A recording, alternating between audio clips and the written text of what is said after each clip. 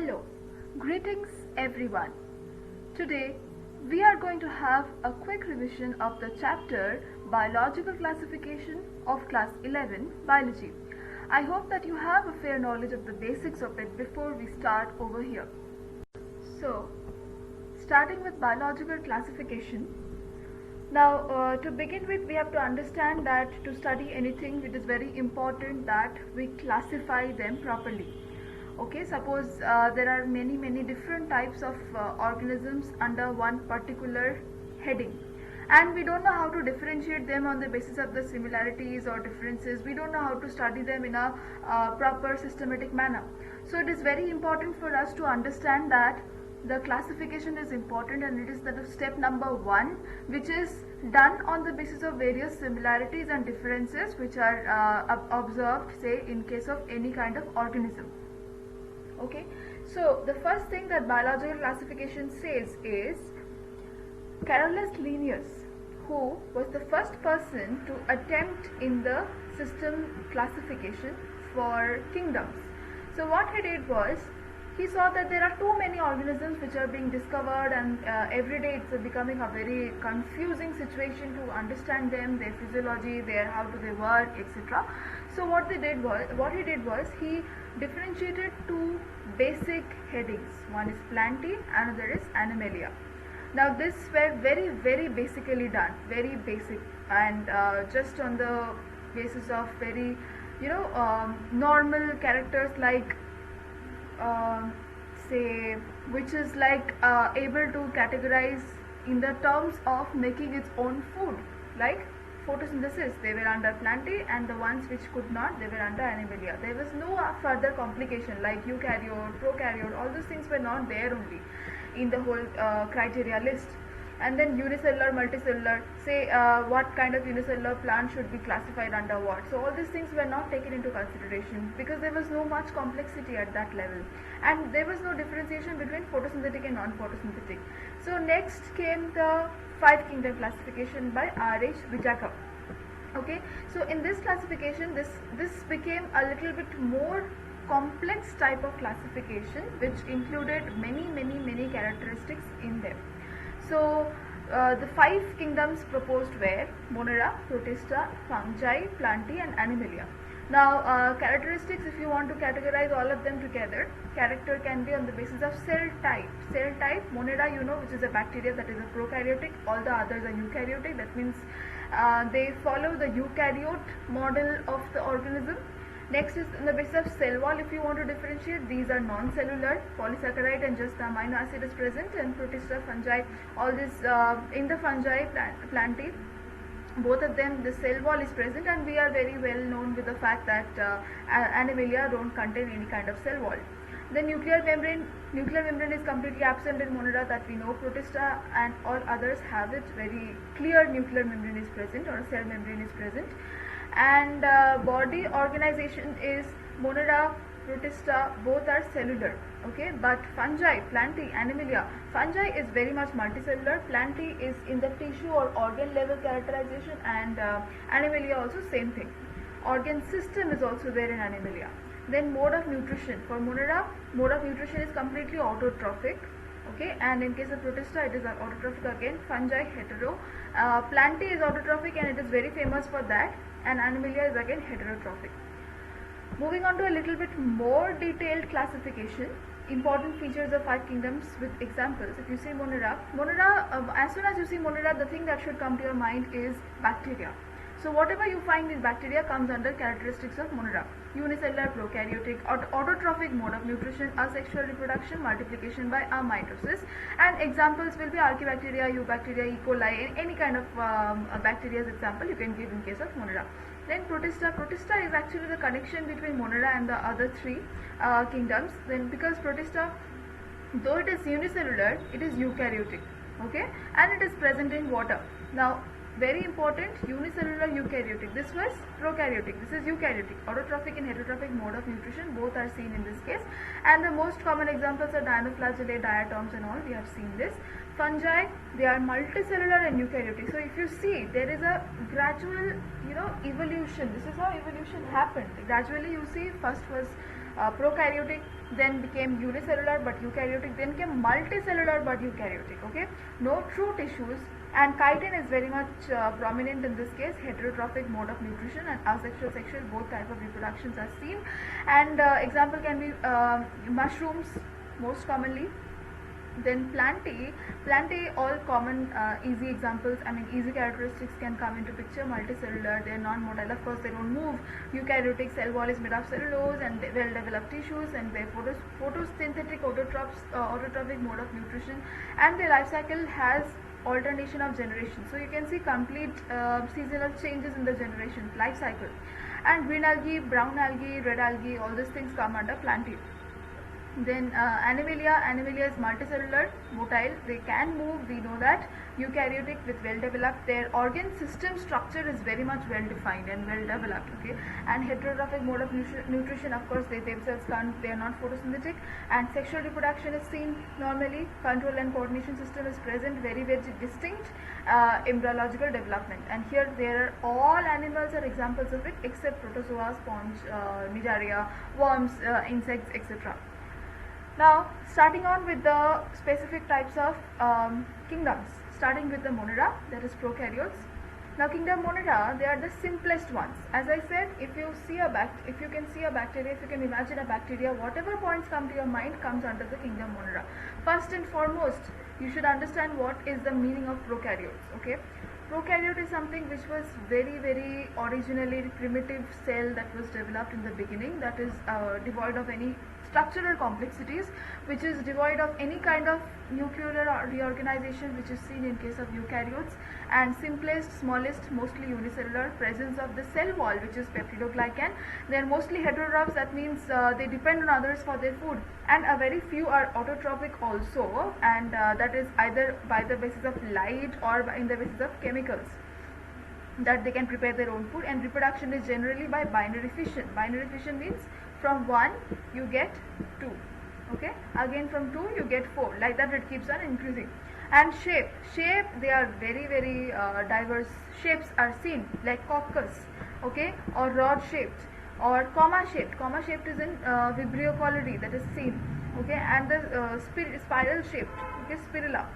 Next, there are two divisions which are Archaebacteria and Eubacteria. Now, Archaebacteria, as the name suggests, you can divide it like archae and bacteria. Archae is old, the most primitive types of bacteria which are found in the course of evolution are the Archaebacteria. And Eubacteria, again you can divide like this. Eu means true bacteria. So the ones which came later on they comprise of the true features that a bacteria possesses is termed under Eubacteria. Now coming to Archaebacteria, as I said, they are primitive, okay, they were the first ones that were developed, can be either methanogens, that means on the basis of CH4 gas that is released by them, halophile or thermoacidophile. Halophile, that means they need methane for their survival. Here halophiles and here thermoacidophiles, that means again you are seeing that bacteria can survive on the basis of different conditions. Okay, it's not like it requires a specific, it is only possible that it can survive in a particular defined set of conditions. No, it is not like that, because you can find it everywhere. Ancient and primitive, okay, understand, oldest forms of bacteria that ever existed in the earth, that live in different adverse conditions like acidic, saline, anaerobic, everywhere you will find them. Cell wall is devoid of peptidoglycan. There is no sort of peptidoglycan in this true bacteria, and it is made up of protein and non-cellulosic polysaccharides. And one most important thing is in methanogens, this compound called pseudomurine is very much present, okay, pseudomurine. Nutritionally, they range from chemolithoautotrophs to organotrophs. So if you're talking about their nutrition, they can be either chemolithoautotrophs, that means depending on the chemicals that they are preparing their food, or organotrophs from the organic acids. Example, methanococcus, okay, if you can remember methanobacteria, then methanococcus becomes easy. Or halobacterium, that is they require halo, that is they require particular amount of the salt to survive. So for example, in NaCl conditions they can survive most frequently. You see them in the NaCl conditions, or any other types of salt, depends on the bacteria again, where they can fit themselves. Coming on to the Eubacteria, Eu means true. So anywhere you see the word Eu, you should understand it means true bacteria. So it can be either bacteria or cyanobacteria. You know the difference between bacteria and blue-green algae now. Now, a rigid cell wall made up of peptidoglycan. So you're seeing that the cell wall here is made up of peptidoglycan, and here what did we see? That the cell wall was devoid of peptidoglycan. So we got a point of difference between the two. Now, lack membrane-bound organelles like plastid. Of course, any bacteria lacks that. So you can remember that plastid, mitochondria, ER, Golgi bodies, all these things. When you're drawing the diagram of bacteria, only you should keep these things in mind, that these are not at all found in bacteria at any cost. Nutritionally, they are heterotrophs. They are either heterotrophs or autotrophs. That is same thing, photo-auto or chemo-auto, or they live symbiotically. Okay, they can also live in mutual association with any other organism. And example is E. coli or Salmonella typhi, which is the causative agent of typhoid. So any kind of true bacteria example you can give in this case. Now coming on to the kingdom Protista. Now it is said that Protista actually connects the Monera kingdom with the other three. Okay, since there is no association between the three, Monera is very different and the other three they are very advanced. So between these three there is a connecting link which is called Protista. Protista does that work. That means it will show similarities for both Monera and the three kingdoms. Okay, ancestors of multicellular eukaryotic organisms. That means when Protista was actually found in evolution course, then it was the representative of the ancestor, that it was showing, the nature was showing that evolution is on the process, and from Monera it is now slowly converting into a more advanced and complex structure. So I said this, then reproduction process involves both asexual and sexual modes. Both you will find here, like cell fusion, zygote formation. Their locomotion type can be, and many, okay, they are, since they are motile, there are different types of locomotions found here. Okay, pseudopodial, with the help of pseudopodia, or with the help of flagella, cilia, or wriggling, or mucilage propulsion. All these types are possible in case of Protista. Nutritionally, they can be either photosynthetic, holozoic, photosynthetic, so of course they can prepare their own food. Holozoic, so they can depend on others for nutrition. Parasitic, so they can survive on as parasites in the host body. Saprophytic, they can feed on dead and decaying organic matter. Mixotrophic, symbiotic, or pinocytosis, any of this can be possible nutritionally. Classified into several groups like dinoflagellate. Yes, classification will come to here. Under Protista, Protista has got a very big classification, actually the level.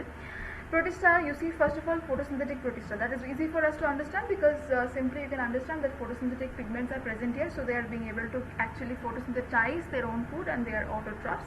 And that's further divided into dinoflagellate, chrysophytes, and euglenoids. We'll come to that. Now, Protestant fungi, since you get the word fungi, you can understand that they are not photosynthetic. So that's again of two types: acellular slime molds and cellular slime molds. And protozoa and protists. So if they are protozoan type, say zooflagellates or sarcodenas, protozoa, ciliata, all these types. We'll do that in details now. Photosynthetic pigments on the protists, on the basis of that photosynthesis, whether they can do or not, if they can actually photosynthesize, they are under photosynthetic protists. So first example that we have is of dinoflagellates. Dinoflagellates are unicellular, but they can move very easily, and biflagellate, with a few exceptions, are there. Predominantly they are what color? They are golden brown color, and they live mostly in the marine water. They are bioluminescent dinoflagellates, and they are present in such high quantities in water that appear to be, okay, you must have heard about the word red tide. The word red tide actually comes from this, that it's not their body color, like what happens is they are bioluminescent organisms. Okay, so what happens, the dinoflagellates, when they are present in so high concentrations in the sea waters, that it looks like the water is only red. Okay, the whole tide is red, it looks like that. That's why the term red tide comes into existence. Reserve food is generally starch and oil. Very importantly, okay, this is a very common question in the exam, that name the type of reserve food that is found in case of whatever organism. So if you are getting dinoflagellates, it should click in your mind that it is starch and oil. Now, asexual reproduction takes place through cell division, of course, by cell division, or and sexual takes place by isogamous and anisogamous type. Central vacuole. Okay, this particular term is important. There is a particular vacuole called fusule which is present near the flagellar base, and that may take part in the flotation and osmoregulation. For example, Goniaulax or Serratium. Very common examples see there. Goniaulax are very common. Chrysophytes next. So they are microscopic unicellular photosynthetic organisms. Microscopic, of course, unicellular photosynthetic. So they can prepare their own food. Of course, that's why they are under photosynthetic protists. Cell wall is composed of pectic substances. Very important, pectic substances impregnated with high amounts of siliceous substance. Please keep in mind, this is a very important point, exclusive point, which is very specific only for this particular type. Siliceous substance impregnation is found in the cell wall. Very important. Depending upon symmetry, they are either pinnate or they are centric. If it's a bilateral symmetry, you call it a pinnate organism, and if it's a radial one, you call it a centric one, of course. Now, chromatophores means what? Chromo. Wherever you see the word chromo, it should come to your mind that chromo means color. So, chlorophyll A and chlorophyll C are yellowish brown to greenish brown depending on what chlorophyll is present there. Chief photosynthetic food reserve is oil, and chrysolaminarin, which is again a very important photosynthetic food reserve. So this will be very unique for different organisms. If you see, oil and starch was the previous case. This is something different, so you should remember the names. And here you see starch is never formed. Whenever you see starch in the reserve product, you should come to the conclusion that it is definitely not a chrysophyte. Example, diatoms, golden algae. Okay, but desmids are called golden algae again. You should know that. Why is it called? Because of the color that they possess. Now coming to the euglenoids. Euglenoids are again very common ones. They where are they found? They are mostly in the freshwater habitats and in the damp soils. And unicellular eukaryotes. Again, unicellular eukaryotes if you see, and they have no cell wall. Instead, pellicle or periplast is present. And what are the locomotion types you see? Flagellar and metabolic, creeping movement by contraction and expansion of the body. Now, where do you store the reserve food? Here it is called paramylum. Okay, you see the different names are coming. Paramylum bodies, and this is chemically different from starch and glycogen. It is neither starch nor glycogen. This is very different again. So you can actually differentiate on the basis of the reserve food materials. Photoautotropic organisms or forms have chloroplasts, which have chlorophyll A and chlorophyll B. Then beta carotene and xanthophyll pigments are also present. Example is euglena. Euglena is a very common example you should be knowing. Protestant fungi. Now coming out from the photosynthetic ones and entering the fungi part. Yes, they grow on the dead and decaying organic leaves. Dead and decaying matter, of course, either see, fungi means it will never be autotrophic, so it has to obtain its mode of nutrition from something else. So that something else can be anything other than say like leaves, twigs, okay, or organic matter from where it can actually absorb its nutrition. So mode of nutrition is saprotropic, absorbs organic food from the decaying substrata, and during unfavorable conditions of drought and reduced food supply, it actually divides to form the structures like cyst. You know what a cyst and sclerotium? Again, these two are very exclusive to protestant fungi under acellular slime molds. And acellular slime molds, if you see, the cyst and sclerotium should be there in your mind, because these are exclusive for acellular slime molds only. You will come across only here, these two words here, cyst and sclerotium are the structures. During, suppose there is drought condition, suppose there is no food supply, in that condition it is actually ready to protect itself by forming some extra structures like cyst. This is the cell's itself defense capacity or defense ability to survive in the nature. Then it's somewhat like spores in bacteria. Then asexual reproduction may take place through binary fission. So binary fission, as I told you already, from 1 to 2, 2 to 4, and 4 to 8, and so on. Then okay, cyst or sclerotium, while sexual reproduction can be isogamous or anisogamous. So it can be either of the two, mainly characterized by the absence of chlorophyll. Of course, why absence of chlorophyll? Because it is not under photosynthetic and they exhibit a wide range of coloration. Then if they don't contain chlorophyll pigments, then what do they contain that gives them the color? It is tricyclic aromatic compounds as pigments. Okay, tricyclic aromatic compounds. For example, Physarum or Fuligo. Now cellular slime molds, the somatic phase, they have two phases, right? Somatic phase consists of haploid, of course this is very common, haploid somatic phase and uninucleate amoeboid cells. This is called mixed amoebae. Mixed amoebae is very common, again exclusive only for cellular slime molds. Uninucleate, of course, haploid, again amoeba-like cells covered by plasma membrane. There is no cell wall. A mixed amoeba functions as a female gamete. Okay, mixed amoeba is it behaves like it's a female gamete, and a number of smaller ones are attracted, and fusion product, it secretes a sort of a reproduction process. You see, fusion product. This is a female gamete, and the smaller ones, they're attracted to this female gamete, and they secrete a thick wall which is called a macrocyst. Pseudoplasmodium. Pseudoplasmodium is formed as a result of formation of aggregated mass of cells. Okay, so when many cells are there together, they forms a pseudoplasmodium. Pseudo is false, plasmodium, so false plasmodium. Cells inside the sporangium secrete cellulose walls to form spores. So whatever inside the sporangium you see cells, they secrete cellulose walls and these form spores. For example, dictyostelium. Now coming to the protozoa and protists, the zooflagellates.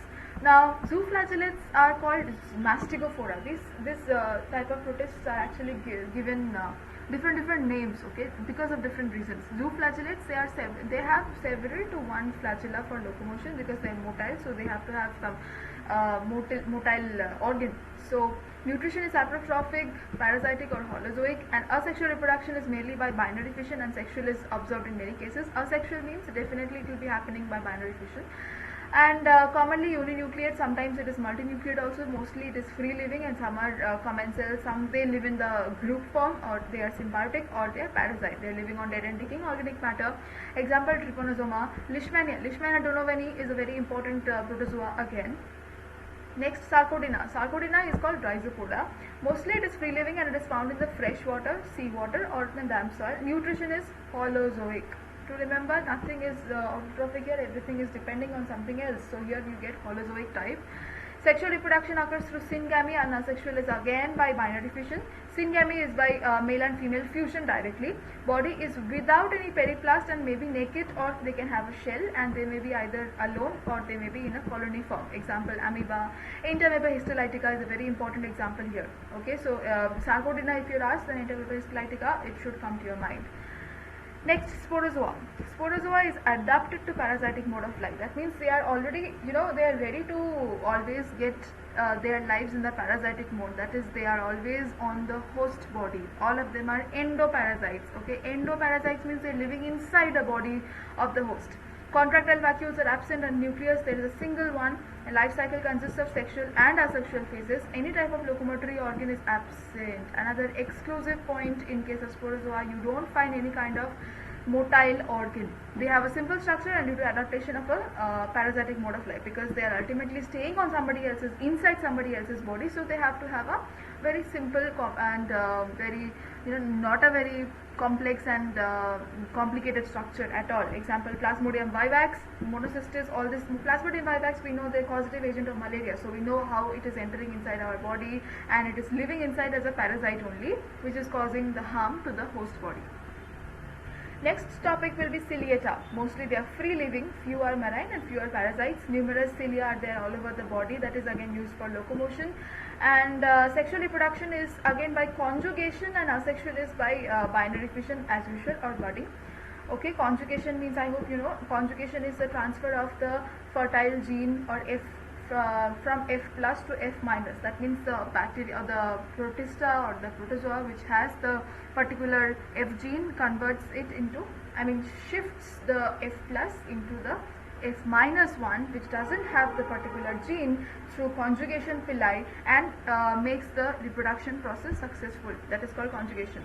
Now, nutrition is holozoic, except in parasitic forms it's holozoic, and nuclear dimorphism is observed. What do you mean by nuclear dimorphism? That means there are nuclear dimorphism. Di is two, morphism is type. So there are two types of nucleus. One is larger macronucleus, and there is the smaller micronucleus. So you find two types of nucleus. Another exclusive point here. Important to remember. Example, Paramecium, Vorticella, etc. Okay. Now another major kingdom, that is kingdom fungi. Very very important. Few in this case are aquatic, and they are mostly terrestrial. Few are Coryphifolus, that is they live in dung, or there is a Corticolus, that is in the bark, or in the Lignocoelus, that is in the wood, or Keratinophilus, that is in the hair. Keratin is their mode of what you call that, food. So absorbing the substance, absorbing nutrients, everything is from the keratin. Cell wall contains chitin or fungal. Okay, exclusive point. Fungi, always cell wall has to contain chitin or fungal cellulose, along with polysaccharide, protein, lipid, etc. Now within rapidly growing mycelium of the parasitic fungi, you must have heard about Haustoria, hyphae. So when many specialized hyphae grow in the fungi, they are called Haustoria. Why are Haustoria important? For absorbing food. Okay, so they need the food to be absorbed through some organ. So this Hostodia does the work. Nutritionally, chlorophyll is not there, so it is heterotrophic and absorptive sometimes, either saprophytic or parasitic. And food reserve is very simple one, glycogen and oil. But you should remember that specifically it is glycogen and oil in this case. Fungi can reproduce by all three types, that is vegetative, asexual and sexual. Now, if you want to differentiate, divide fungi, basically one is the Phycomycetes, another is the Eumycotis. And under Phycomycetes, you have Oomycetes and Zygomycetes, which will go in details further. Oomycetes, again, if you want to divide, you will get Deuteromycota, and sexual reproduction, where it is known, where you will have to differentiate into Ascomycetes and Basidiomycetes. Now, all of them have got specific characters and specific names that we'll see here. Phycomycetes. Under that we have Oomycetes, which grow in both freshwater and saltwater as well as terrestrial habitat. Their cell wall, of course, contains cellulose, which is a very common thing, and other glucans. This point is to be remembered. Cell wall, this exclusive point like cell wall composition and all that, or reserve food, again, it's very important. In some cases, chitin or fungal cellulose is present.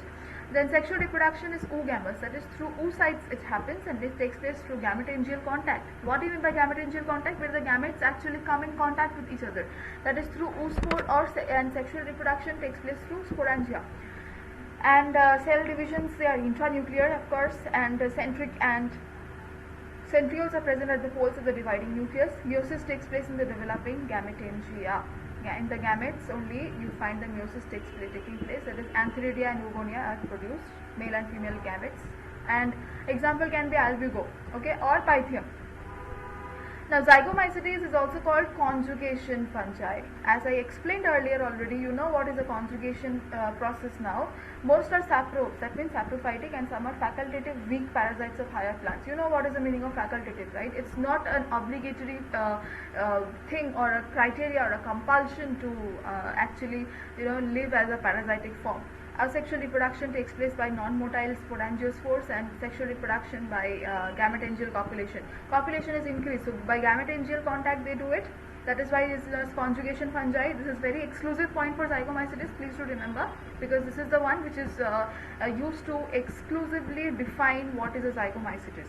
Why is it called a conjugation fungi is another very important question under this sector. Now, gametes are multinucleate and they are called co-inogametes, and hyphal cells are composed of chitin or fungal cellulose. Chlamydospore formation is very frequently seen. Example, Rhizopus. You must have heard about Rhizopus now. It's a very common thing. Mucor, another one. Pilobolus, okay. So what are the points that you're going to remember here? First of all, gametangial copulation, and that's why it is called conjugation fungi, and mostly they are saprobes, and the gametes are multinucleate and they are called cenogametes. And then you will remember that the hyphal cells are composed of chitin and fungal cellulose. Another is Eumycota. So as I said, Eumycetes, U means true. So Deuteromycetes is the first group under Eumycetes, and it is called Fungi imperfecti. You should be knowing, or you should have the question in your mind, why such a name? Why is it called imperfect? Because it includes those members whose sexual or perfect stage is unknown. It is unknown where the sexual reproduction actually happens, or when and what stage it is happening, and only imperfect stage is recorded.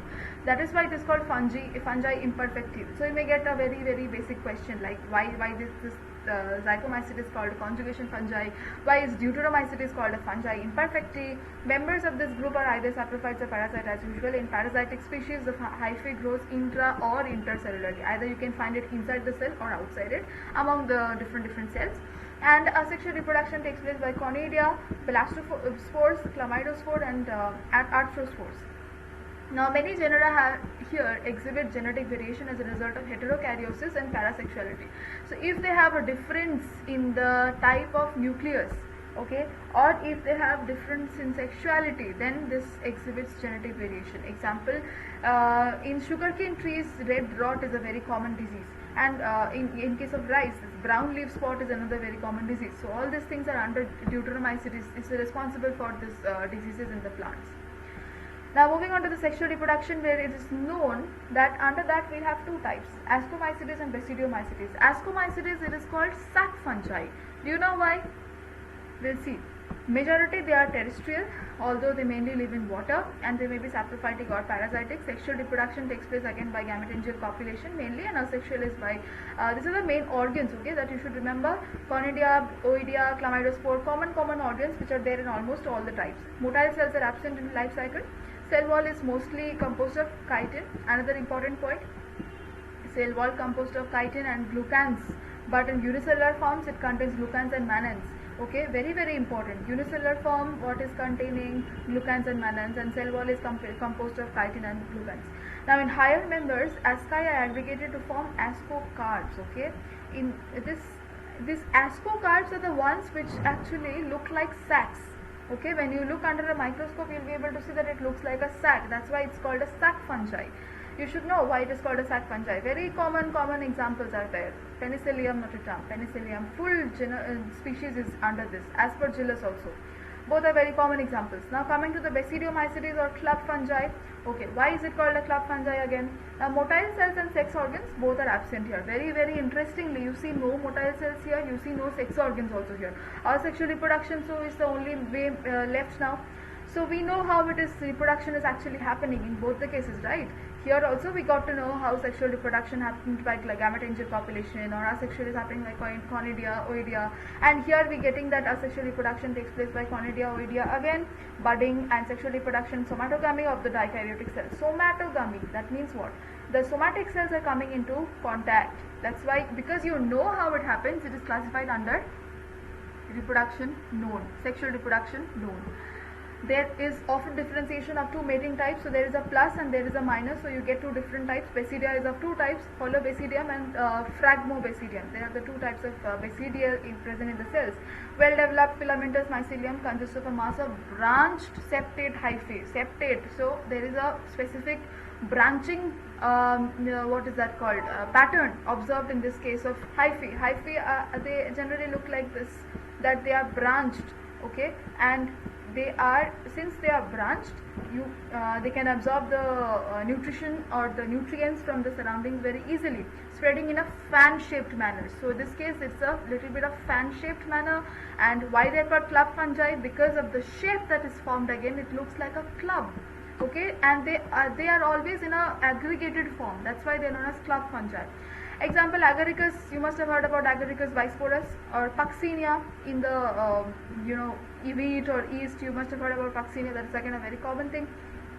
Okay, now moving on to viruses. So not a kingdom, but viruses are something which are between the living and the non-living things. You don't really know whether it's a living or non-living thing because it has equal characteristics of both. It becomes a non-living thing when it is outside the human body or any other living body, and when it enters the living body, it becomes an active one. It becomes a living one. So how will you conclude whether it is a living or non-living thing? So it's, first of all, it's very small. Very small means one of the smallest actually. Okay, acellular and non-cytoplasmic organisms now contain only central nucleic acid. Okay, this is very important. You should know the structure. There's just the central nucleic acid one, and there is an outer protein coat that is called the capsid. So since subunit of the protein coat is called capsomer, and the whole structure with the nucleus along with the capsid is called the nucleocapsid. Okay, this is like the exclusive point in case of virus. You should know the structure. How it looks like, please refer to the book once. How one central nucleic acid is there, which can be either DNA or RNA. Suppose I'm taking the DNA, and then it is surrounded by a protein coat outside that is called the capsid. Now since this subunit of protein coat is there, which is called the capsomer, and this is the nucleus inside, so it's called nucleocapsid. Together it can be either DNA or RNA, as I said, can only multiply within a specific host cell. Of course, as I said, when it is outside, it is non-living. How will non-living thing multiply? Outside the host, they are non-living, and they are intracellular obligate parasites. Okay, intracellular obligate means obligate, compulsorily they are a parasite form only. That means they can be living only under another cell.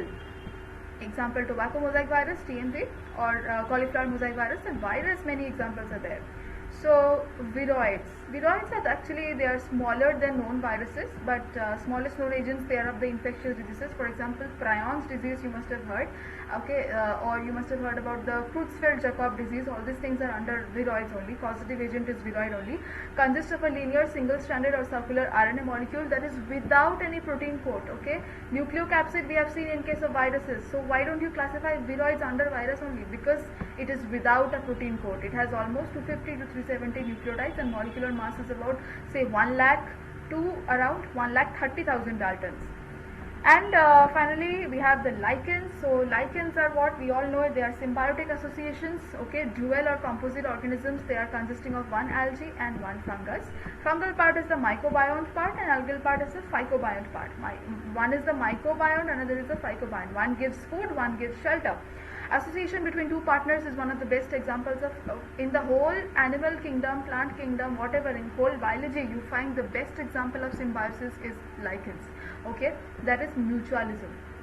According to the habitat, the lichens are classified as saxicolous, corticolous, terricolous, marine or freshwater, depending on where they live actually.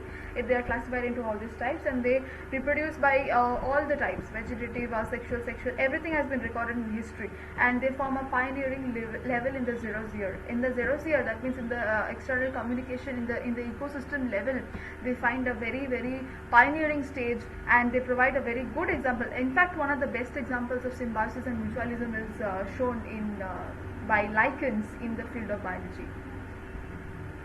Now, let me also take a moment to introduce you to MissionAid. It is an online tutoring and mentoring service which connects you to Tier 1 college students of IIT, NITs, AIMS, etc., from which you can ask any kind of doubts which you may have with regards to your competitive or board examinations.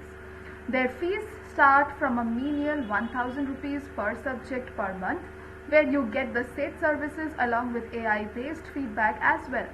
You can reach out to them at contact@missionaid.in for any queries. That marks the end of our session. Hope that was good.